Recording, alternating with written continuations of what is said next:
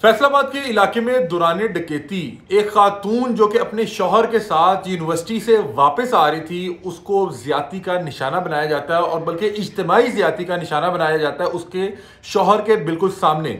इस अफसोसनाक वाक़े की तमाम तर तफसीलात आज के इस व्लॉग में आपके सामने रखेंगे। नाज़रीन, ये अफसोसनाक वाक़या फैसलाबाद के इलाके सांदल बाड़ में पेश आया जब एक शख्स जिसका नाम अदनान है वो अपनी बीवी को तकरीबन रात के 9:45 बजे एग्रीकल्चर यूनिवर्सिटी से वापस लेके आ रहा था। इसकी बीवी वहाँ पे बतौर मुलाजमा काम किया करती थी और बताता यह है कि मोटरवे के करीब एक गुजरगाह थी, वहाँ से गुजरते हुए इसे दो अफराद असले के ज़ोर पे रोकते हैं और जैसे ही रोकते हैं तो फौरी तौर पे इन पर तशद्दुद भी करते हैं। इनके जेब में जितना भी कैश मौजूद था, नकदी, वो भी छीन लेते हैं। उसके बाद इन दोनों के मोबाइल भी छीन लेते हैं। उसके बाद उसका शौहर जिसने एफआईआर दर्ज करवाई, जो एफआईआर का मुद्दई है, उसने बताया कि मुझे ये लोग साइड पे ले जाके मुझ पर तशद्दुद करते हैं और मेरी ही शलवार का जो नाड़ा होता है उजारबंद, उसके साथ मुझे वहां पे बांध देते हैं और फिर मेरे ही सामने मेरी बीवी को इज्तिमाई तौर पे ज्यादती का निशाना बनाते हैं। बल्कि ना सिर्फ खुद बनाते हैं बल्कि अपने एक और बदबख्त दोस्त को फोन कॉल करते हैं, वो आता है, वो भी मेरी बीवी के साथ जनाबिल जबर करता है और उसके बाद वहां से फरार हो जाते हैं। और इस वाक़े के फौरी बाद जो शहरी है 15 पे कॉल चलाता है और अपनी दरख्वास्त दर्ज करवा देता है।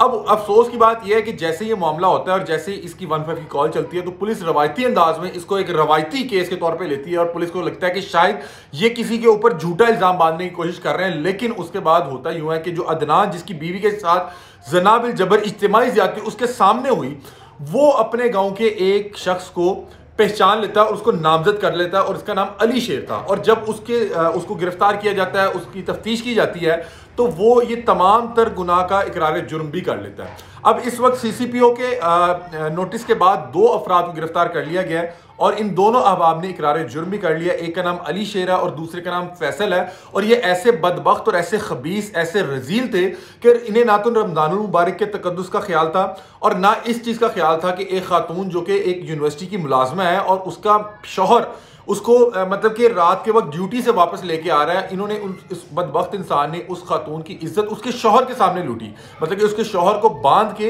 ये देखने पे मजबूर किया कि उसकी बीवी के साथ इज्तिमाई तौर पे ज्यादती की जा रही है।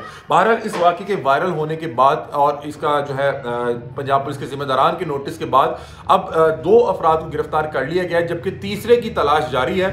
और इस हवाले से बताया जा रहा है कि जिन अहबाब को गिरफ्तार किया गया है, जिनमें अली शेर और फैसल है, इनसे वो मोबाइल भी बरामद हो गए हैं जो खातून के पास थे।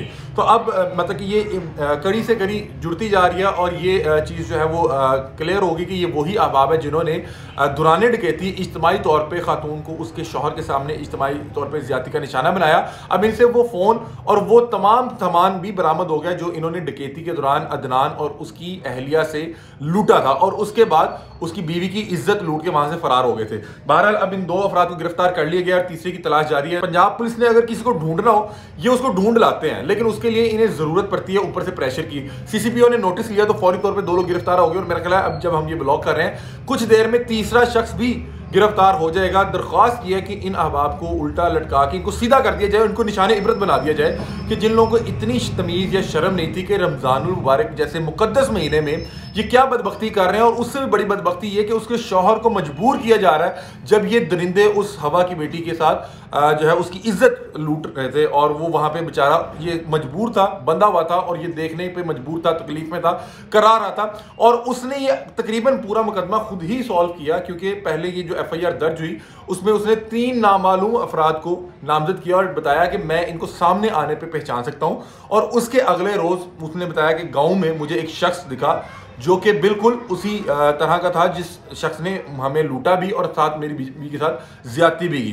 तो फिर उस शख्स को गिरफ्तार किया जाता है, उसके कुछ दोस्त साहब को गिरफ्तार किया जाता है और जब उसकी रवायती अंदाज में तफ्तीश या इन्वेस्टिगेशन की जाती है तो वो खुद ही बता देता है कि उस दिन मैं अपने दोस्तों के साथ मिलकर ये बदबख्ती कर चुका हूँ और उससे फिर वो मोबाइल फ़ोन भी बरामद हो जाता है। बहरहाल बड़ा ही अफसोसनाक वाक़या, इससे पहले मोटरवे केस में भी इस तरह का मामला पेश आया था जहाँ पे एक घरेलू खातून के साथ इस तरह का जो मामला हुआ था और वो भी पूरे पाकिस्तान में बहुत ज़्यादा हाईलाइट हुआ था। और ये भी मामला इस वक्त पाकिस्तान में बहुत ज़्यादा हाईलाइट है। और अच्छी बात यह कि पंजाब पुलिस ने इस केस में बिल्कुल भी ताख़ीर नहीं बरती, बिल्कुल भी इसमें जो है नाअहली का सबूत नहीं दिया और फौरी तौर पर 2 लोगों को गिरफ्तार कर लिया है और मेरा ख्याल है बहुत जल्द तीसरा शख्स भी जो है जेल के अंदर होगा। और दरख्वास्त अब यह है कि इन लोगों को निशाने इबरत बनाया जाए ताकि कल को किसी की बहन बेटी की इज्जत पे कोई इस तरह से हाथ ना डाल सके और कल को हमारी बहन बेटियों की इज्जतें महफूज रहें। ये अफसोसनाक वाक़े की तमाम तफसीलात थी। आप इस हवाले से क्या राय रखते हैं, हमें अपनी राय से आगाह कीजिएगा।